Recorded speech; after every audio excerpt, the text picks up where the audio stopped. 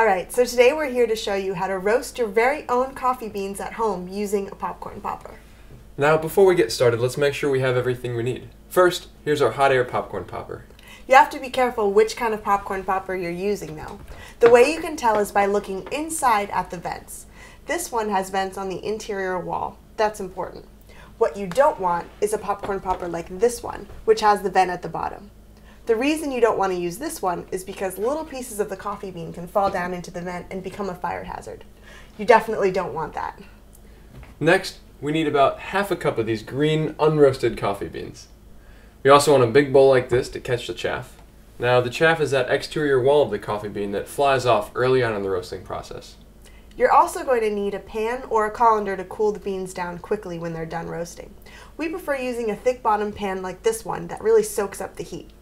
Then you're going to want to store your coffee in a glass jar.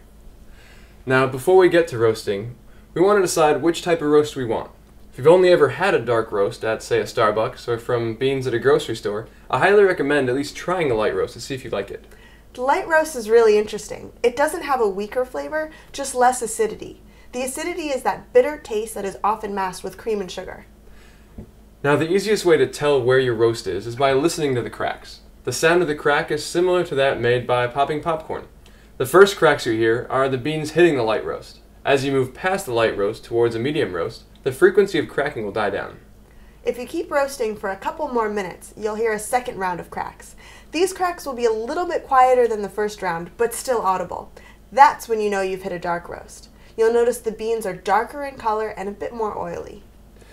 That's when your roaster is going to start smoking a bit, but don't worry, it's normal. Alright, I think we're ready to get going. In the next video, we'll take you through the roasting process.